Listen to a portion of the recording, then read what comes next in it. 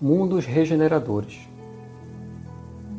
Vamos começar o nosso estudo com uma mensagem que eu retirei aqui do livro Opinião Espírita, que é de Emmanuel e de André Luiz, que foi psicografado por Chico e por Valdo Vieira. O título da mensagem que eles escrevem é Tempo da Regra Áurea. Faremos hoje o que aspiramos receber.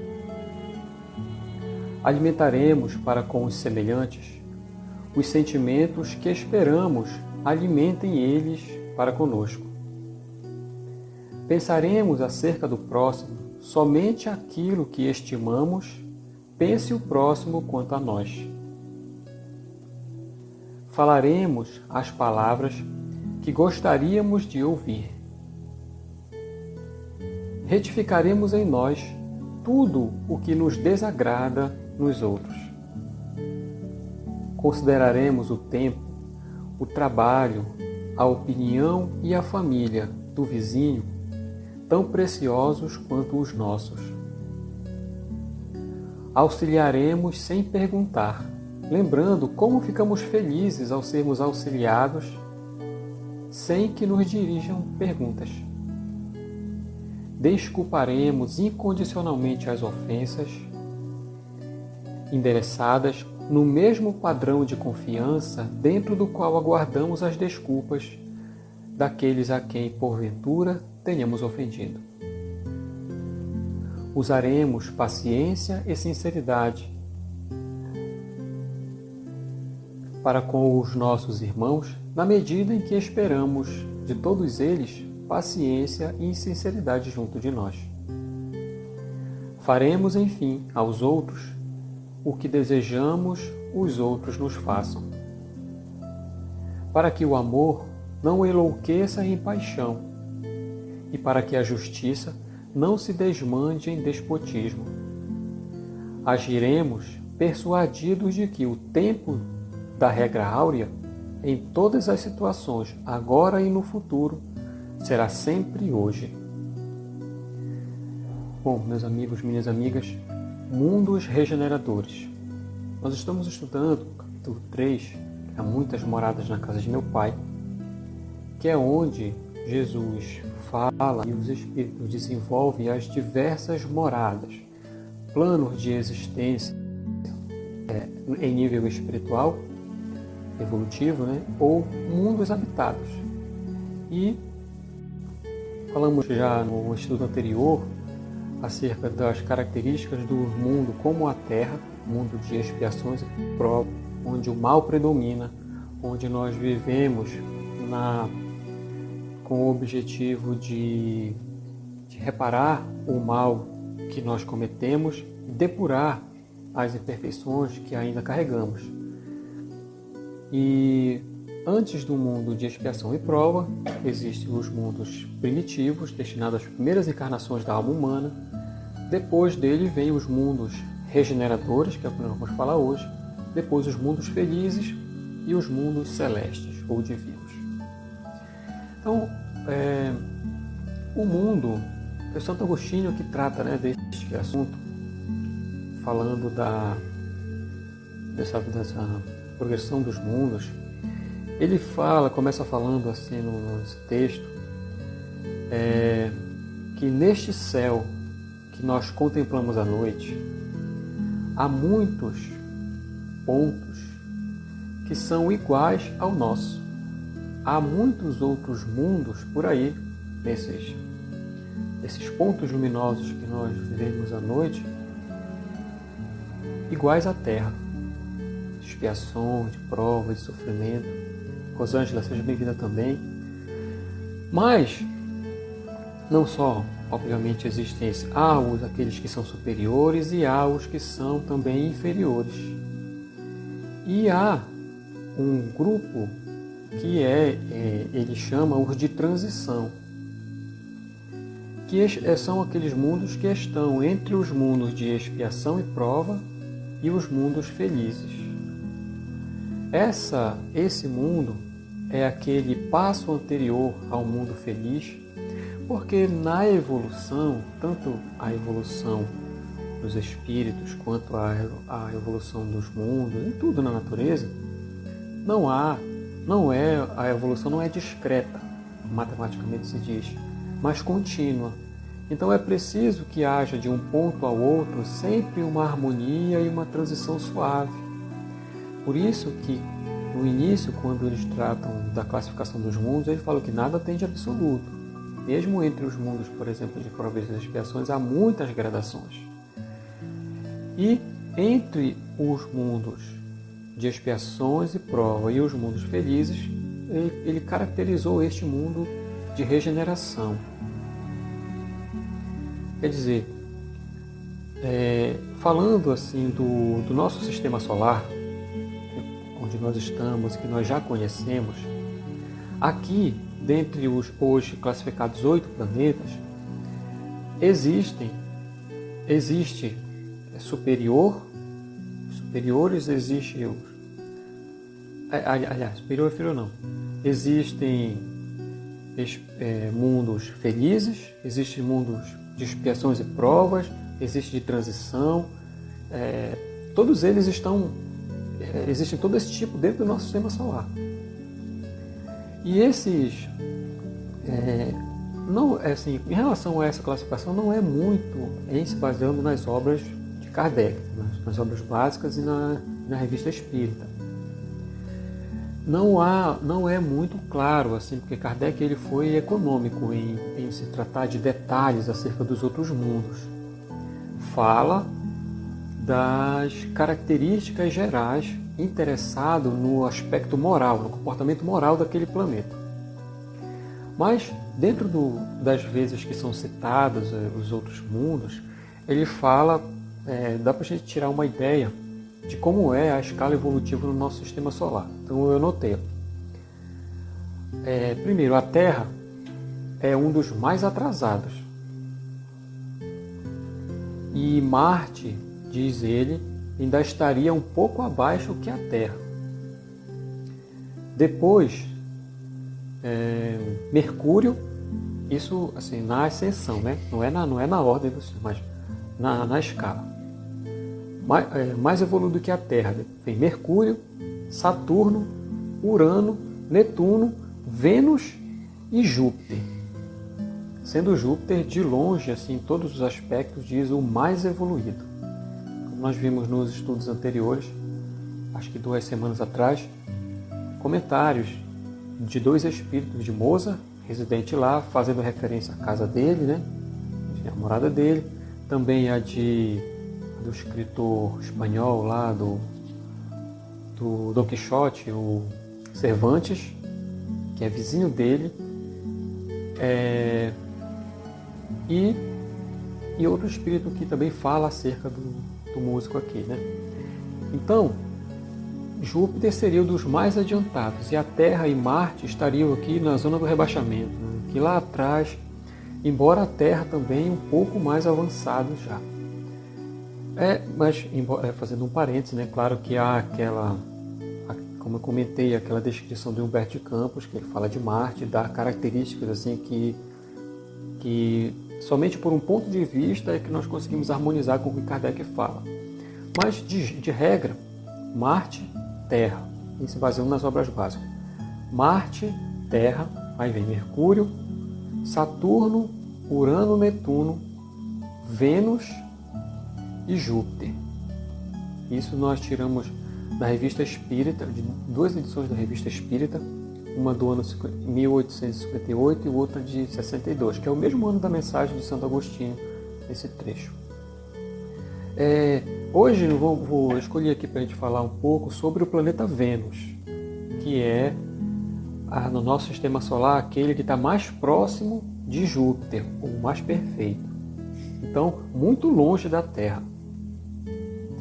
Ele coloca, né, na Revista Espírita, essa aqui, de 58, algumas características desse planeta. E ele fala que Vênus é um planeta que está entre assim, Júpiter, né, o mais perfeito, e Mercúrio. também é altamente evoluído em comparação com a gente. Os habitantes de Vênus têm a mesma conformação física que nós, ou seja, é corpo humano, né? Cabeça, tem braço, tem o tronco, as pernas, olhos, é a conformação física do corpo. Como nós já vimos, e Kardec explica, todos os espíritos encarnados, a forma é humana. Todos os espíritos, a forma é humana. A variação é que em os mais evoluídos diferem muito na sutileza e na beleza dos mais atrasados. Mas a forma é essencialmente a humana. Então esse espírito que dita isso aqui espontaneamente, está na Revista Espírita também, fala sobre isso. Lá, as doenças são ignoradas. Não há doenças no mundo. E os habitantes, eles se alimentam de frutas e de laticínios. Já deixaram há muito para trás o hábito, como escreve Emmanuel, assim, de se alimentar das vísceras de nossos irmãos inferiores.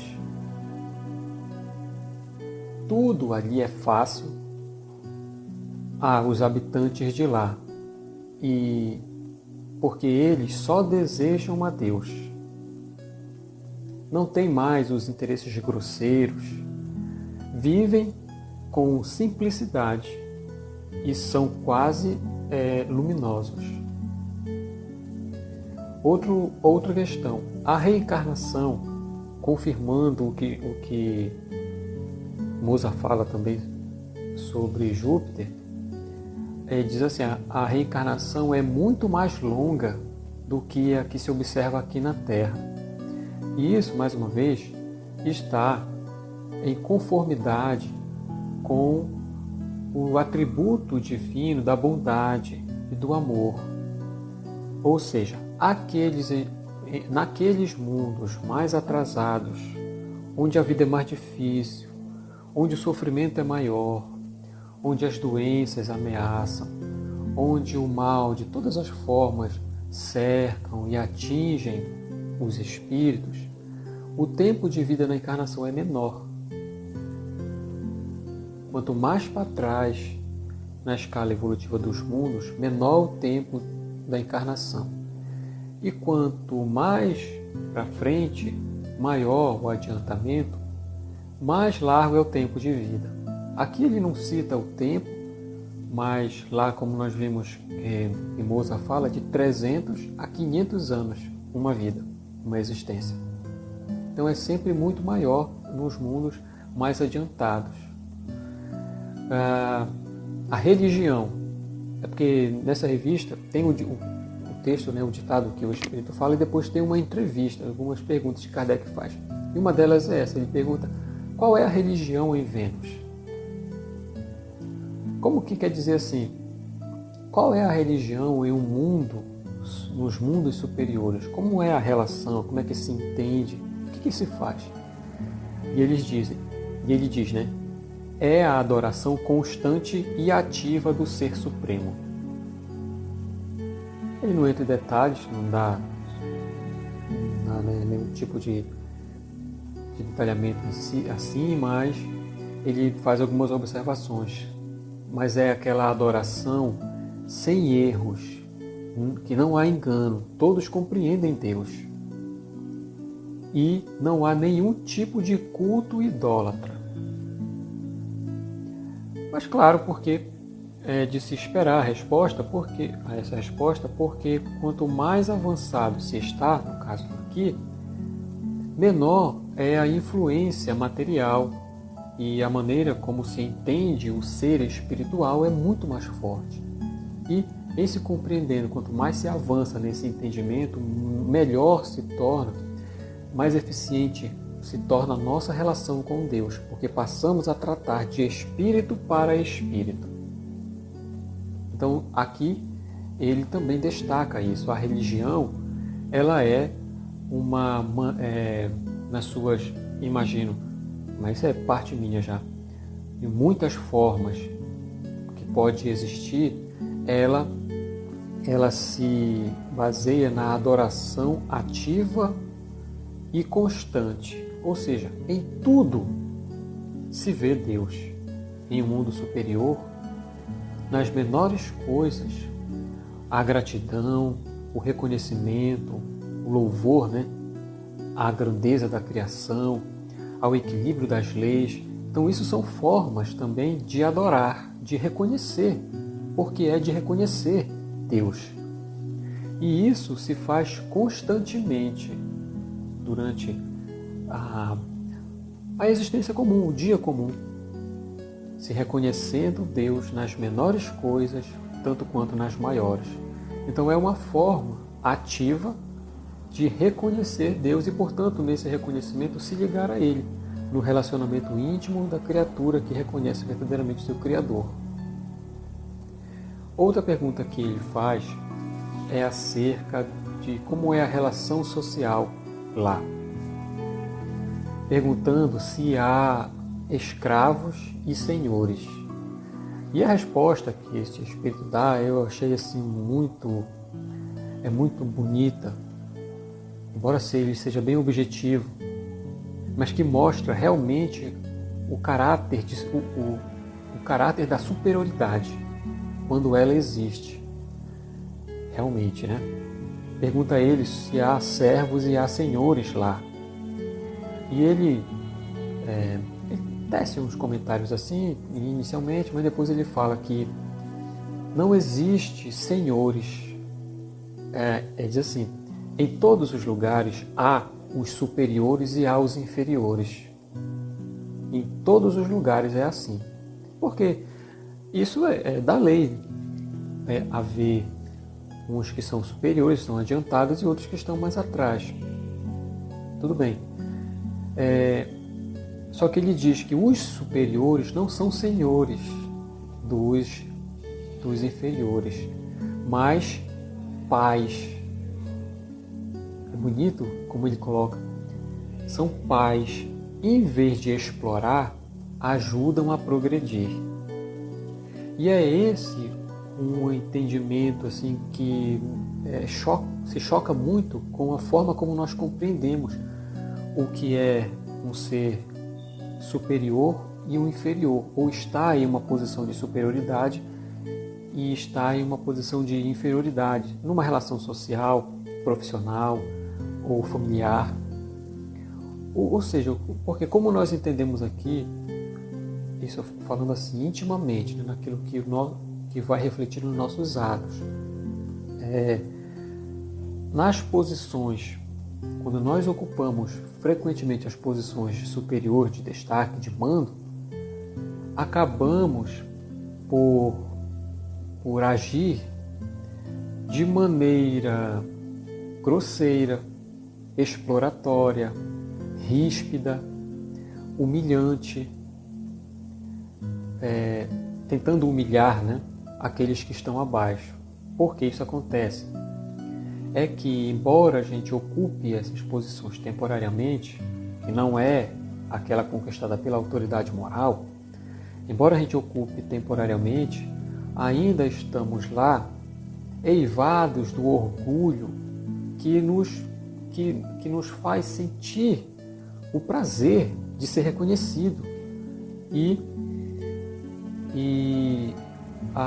o reflexo da contrariedade quando não somos obedecidos, que descamba na violência de todo tipo, verbal e algumas vezes física.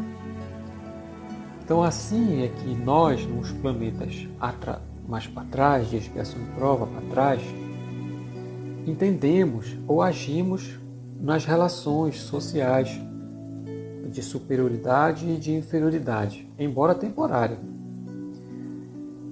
Então, aqui ele explica que lá, e também característica obviamente dos mundos superiores, aqueles que estão acima não se usam da posição para explorar, para ferir, para diminuir, mas para ajudar.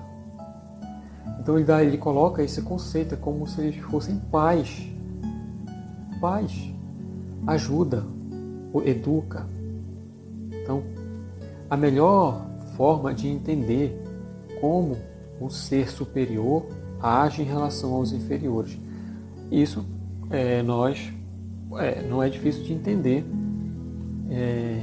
se nós olharmos, por exemplo, a figura paterna de Jesus, de outros também que na simplicidade típica das grandes almas também tratam os outros como filhos, né? Então isso é um traço de superioridade daquela alma, que reconhece a si mesma e pelo grande amor que já desenvolveu, transmite isso na sua maneira de educar, de forma que para estes, nós que estamos na posição inferior moralmente, é até uma alegria servir, obedecer. É por isso que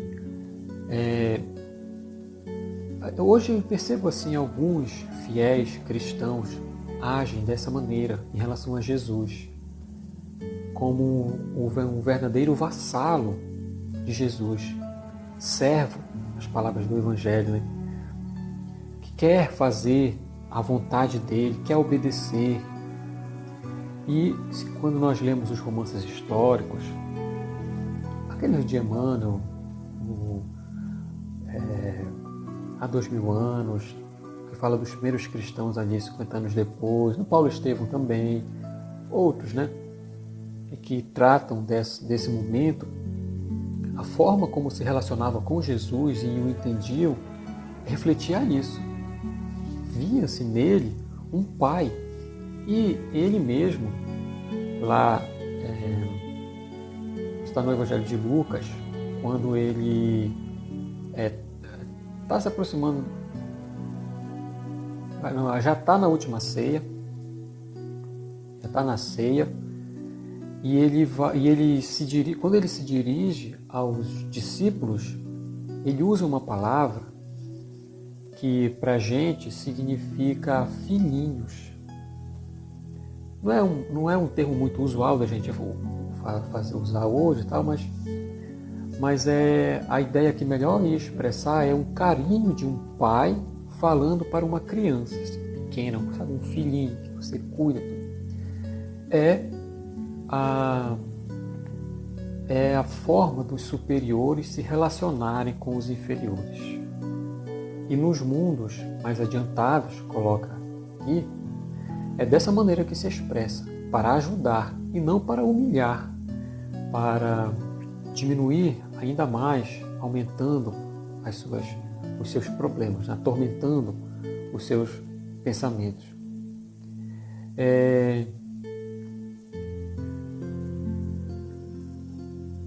Um outro ponto que ele coloca, que o mundo lá em Vênus, embora seja bem adiantado, próximo já de Júpiter ali, da perfeição, vamos dizer,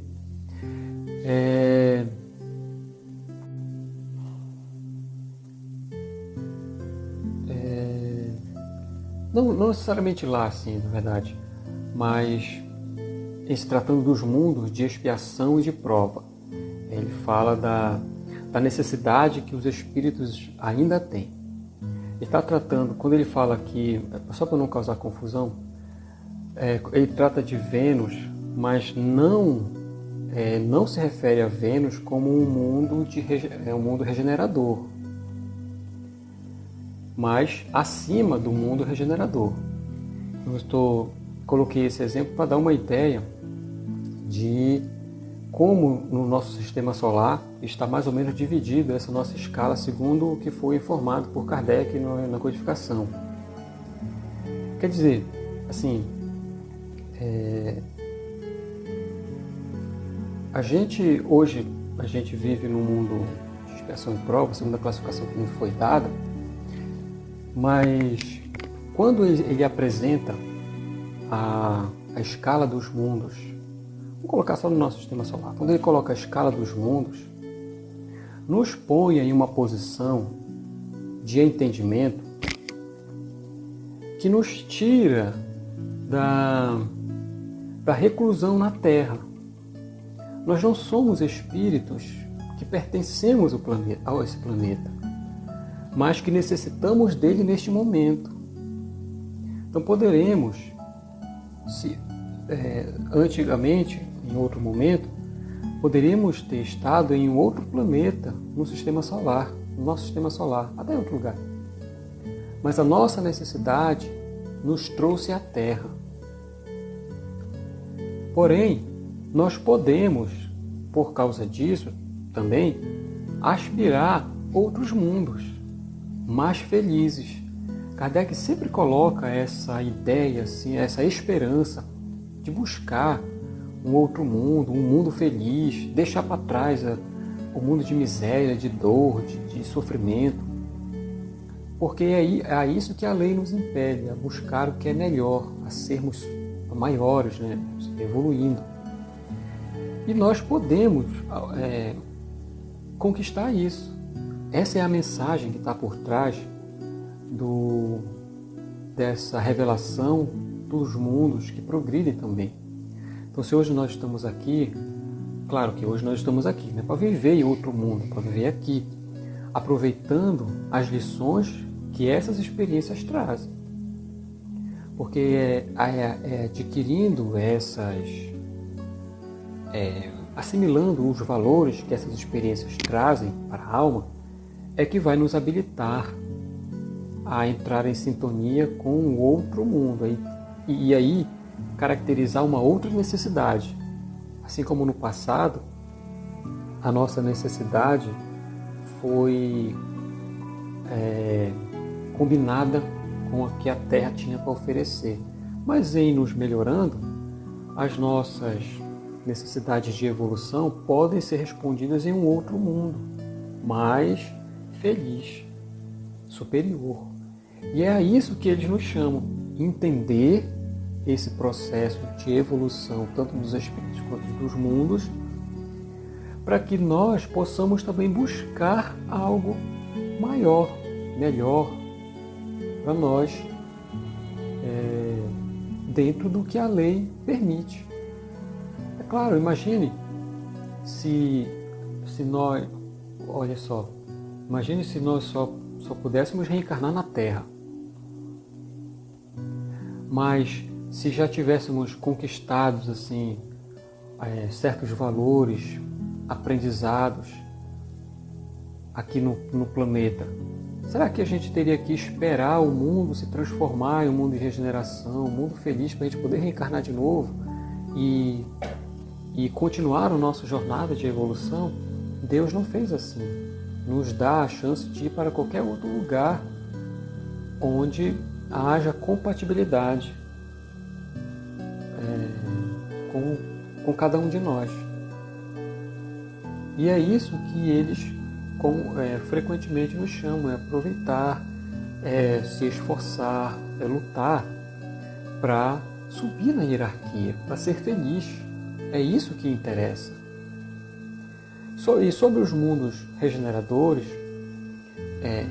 mais assim, entrando nos detalhes, como eu falei, é um mundo de transição entre o de expiação e prova e o mundo feliz. Então vamos dizer, a Terra não vai dar um salto, assim, um pulo do dia para a noite, do mundo de expiações, como nós o conhecemos, para um mundo feliz. Então esse tempo de transformação de um mundo de expiação e prova a um mundo feliz é chamado regeneração. É o mesmo planeta e vai se transformando lentamente, pouco a pouco, até poder ser caracterizado do ponto de vista espiritual como um mundo feliz. Mas em se tratando de um mundo regenerador, não é um mundo feliz. Isso ele é a preparação para um mundo feliz. Então, como ele é um estado que liga os mundos expiação e prova e mundo feliz, ele toca nas condições, nas circunstâncias que nós conhecemos aqui na Terra. O que isso quer dizer? Os sofrimentos, eles vêm se arrastando e entrando dentro do período da regeneração também. Então, vamos imaginar a Terra sendo um mundo regenerador, né? O mundo de regeneração. O sofrimento ainda existe. O mal ainda existe. As dores ainda estão presentes. Ainda há razão ali para expiar. Porque, veja, ele toca no mundo de expiação e prova. Então ele traz alguma coisa de lá. Certo? E só que qual é a diferença? Aí que está a beleza da transição que Kardec coloca. As almas que precisam ainda se depurar encontram um repouso. Então eu imagino, essa inferência é minha, assim, mas eu imagino que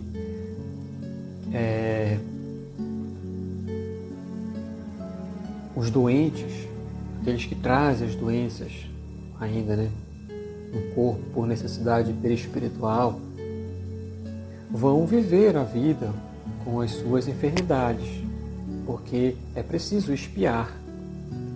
Mas encontrarão um leito nos hospitais dignos para repousar, acesso aos medicamentos, ao tratamento. É aquela expiação, mas livre dos espinhos que o mundo atrasado traz, como nós observamos hoje. Então quer dizer, há melhorias, há evolução e crescimento, mas ela ainda está em contato, o mundo ainda está em contato com as necessidades que nós vamos levando daqui para lá. Embora a gente expie, mas já é em uma situação mais leve, porque o mundo é melhor. Então ele coloca, nós estamos, né, ainda estaremos no mundo de regeneração, sujeitos às influências da matéria, tal como é agora. Tipo, as sensações, os desejos, coisas do corpo que nós sentimos naturalmente, isso ainda existe lá. Mas, qual é a diferença? É que, ele coloca alguns pontos, estaremos livres das paixões desordenadas, das quais hoje muitos de nós ainda somos escravos, isentos do orgulho que impõe silêncio ao coração, ao sentimento, né? Da inveja que tortura, do ódio que sufoca. Então, estes sentimentos que tanto caracterizam acentuadamente a Terra hoje, não mais existirão. Imagine você viver um mundo onde não tem inveja, onde o ódio, que quem está na internet vê diariamente, não mais existirá, não estará presente no mundo, tá? Não é que os espíritos vão deixar de um dia para o outro de não ter mais ódio, de não ter mais inveja. Podemos entender que eles simplesmente não estarão mais no mundo, porque é um mundo que não vai ter. Compreenderam a diferença?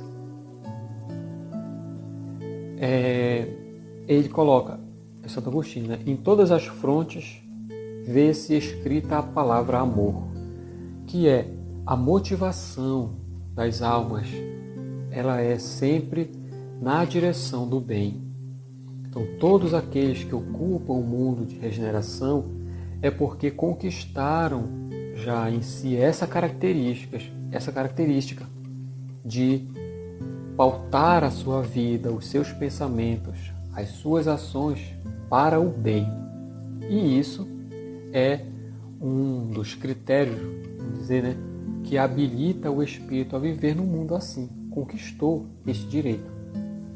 A Betânia colocou aqui: como o orgulho e a inveja fazem mal à nossa evolução. Olha aí. Imagine, eu penso assim sempre nisso, né, em relação ao choque que seria ser conduzido a um outro lugar, porque escolheu alimentar o seu orgulho e tudo o que deriva dele, né? Como a inveja, como a cobiça, o ciúme, o ódio, todas as violências de todos os tipos.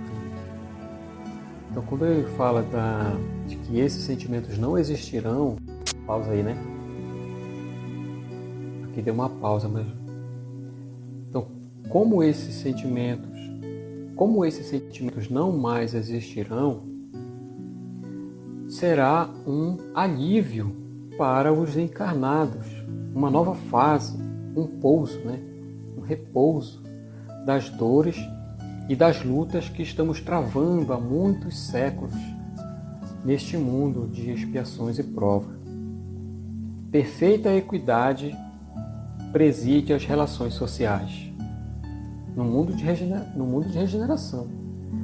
Perfeita equidade nas relações sociais. É como esse ensaio, vamos dizer assim, né, para o que esse espírito fala na revista acerca de Vênus, onde a justiça, a bondade são regras de bem viver. Todos reconhecem Deus. Todos reconhecem Deus. E tentam caminhar para Ele cumprindo-lhe as leis. Ele diz, reconhecem Deus. É o termo que Santo Agostinho usa. Não fala assim, conheço a Deus, eu sei da existência. Não. É reconhecer. Então, quem já reconheceu a presença de Deus fora do centro espírita, ou fora de uma igreja, você não é espírita, está assistindo. Antes, a gente, assim, na história, né, da religião,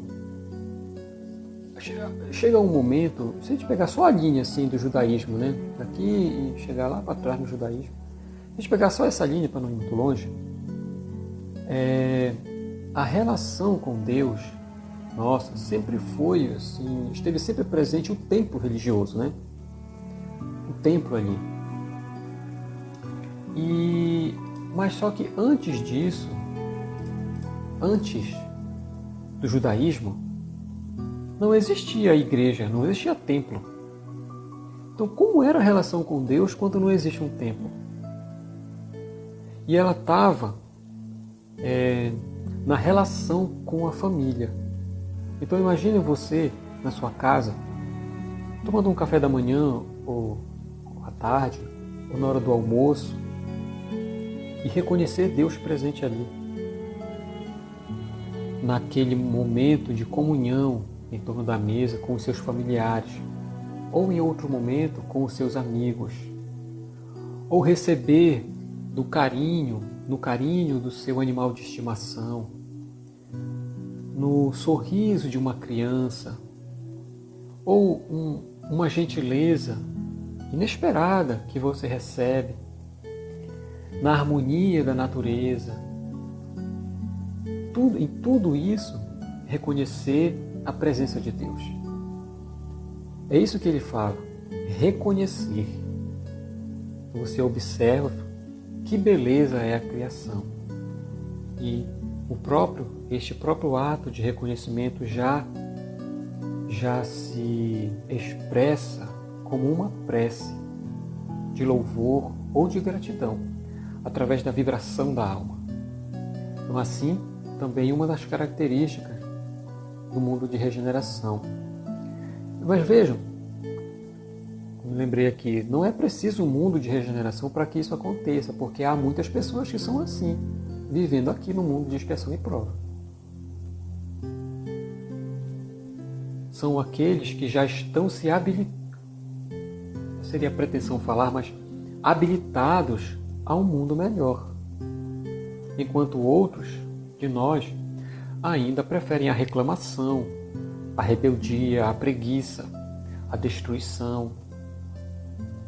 Então, aí, na própria característica dos espíritos que somos, nós percebemos já o mundo de expiação e prova dentro do coração, ou então as características de um mundo de regeneração.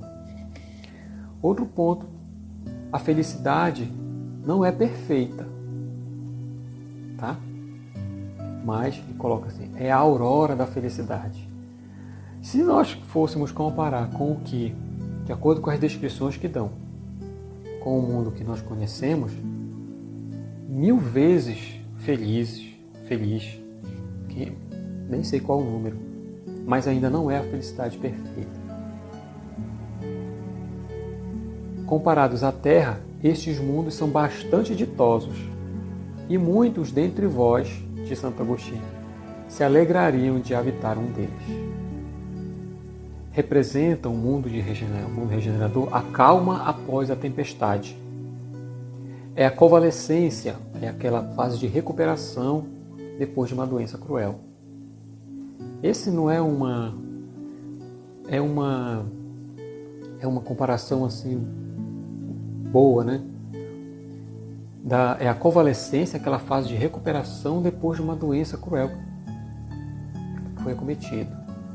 Então quer dizer, você está livre daquilo, mas ainda traz as dificuldades, os cuidados que a recuperação exige, até receber a alta para um mundo feliz. E estando menos preso às coisas materiais, começa então o espírito ali a sentir as alegrias espirituais,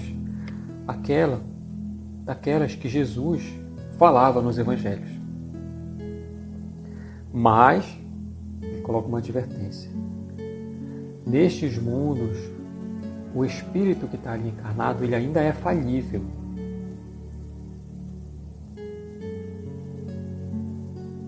E o mal ainda está presente. O que isso quer dizer? Embora seja já uma situação muito melhor do que a Terra, ainda é possível perdê-lo, em se não habituando aos seus valores. O mal ainda está lá, então a gente ainda sofre sugestões da matéria, embora, como ele coloca, a gente não seja mais escravo, mas ainda está lá. O mal ainda está lá. Então as coisas que nós sentimos, tais como as ações que são frutos do egoísmo, o desejo de revide, a maledicência, a fofoca, aquela crítica mordaz que vai envenenando silenciosamente. E nós podemos ser vítimas ainda disso. E ele coloca assim, se o espírito não avança, ele pode voltar. Não, obviamente, na sua evolução, mas para um mundo de expiação e prova. Então, é uma advertência. Ou seja, vale tanto agora quanto no próximo, um esforço do melhoramento constante. Aí ele finaliza dizendo: contemplai, pois, à noite, a hora do repouso e da prece, a abóboda azulada, e das inúmeras esferas que brilham sobre as vossas cabeças, indagai de vós mesmos quais as que conduzem a Deus, e pedi-lhe que o mundo regenerador vos abra seu seio após a expiação na terra. Isso aqui é de Santo Agostinho. Ou seja, ele coloca que há para a gente o mundo regenerador como a nossa próxima aspiração. Claro que a gente quer viver no mundo celeste, mas não dá para ir de um dia para o outro. O próximo que a gente está se preparando para a gente é o mundo de regeneração. Então ele fala: peça a Deus que as portas se abram, para que você seja um candidato a um mundo melhor. Ok, gente? Tudo bem? Vamos fazer a nossa oração? Peço então a vocês que aí onde estiverem, conforto de suas casas, sobre um abrigo protetor que já reconhecemos como concessão divina,